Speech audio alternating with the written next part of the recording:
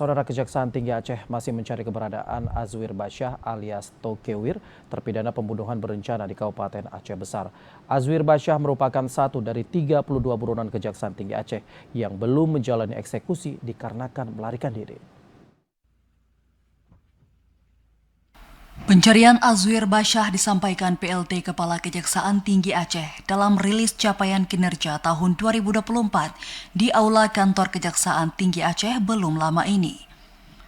Pada 2024, Kejati menangkap 6 orang buron dari berbagai kasus pidana yang ditangani. Salah satunya mantan kecik terpidana korupsi rumah bantuan korban konflik di Aceh Tengah. Kepala Kejaksaan Tinggi Aceh melalui asisten intelijen Mukhzan mengatakan, Azwir merupakan satu dari 32 terpidana yang keberadaannya terus dipantau tim tangkap buronan Kejaksaan Tinggi Aceh. Azwir ditetapkan sebagai DPO karena kabur saat akan dieksekusi untuk menjalani hukuman 20 tahun penjara. Selain Azwir, Kejati mengimbau terpidana lainnya untuk menyerahkan diri karena dipastikan akan tertangkap cepat atau lambat.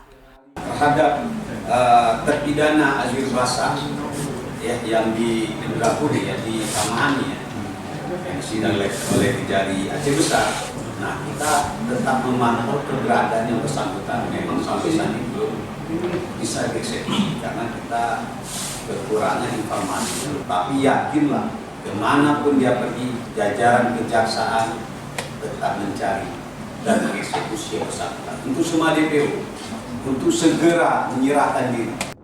Azwir Basyah dihukum 20 tahun penjara setelah Mahkamah Agung mengabulkan kasasi Jaksa Penuntut Umum Kejaksaan Negeri Aceh Besar. Kasasi dilakukan menyusul vonis bebas Hakim Pengadilan Negeri Janto terhadap terpidana kasus penembakan dan pembunuhan yang menewaskan 2 petani di Kampung Anegli, Kecamatan Indrapuri, Aceh Besar.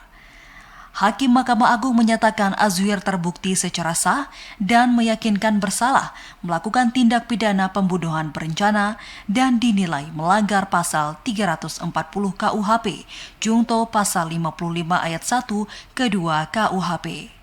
Putusan ini sekaligus membatalkan putusan Pengadilan Negeri Janto tertanggal 6 Maret 2023 yang memvonis bebas Azwir. Dari Aceh Besar, Arman Konadi, TVRI melaporkan.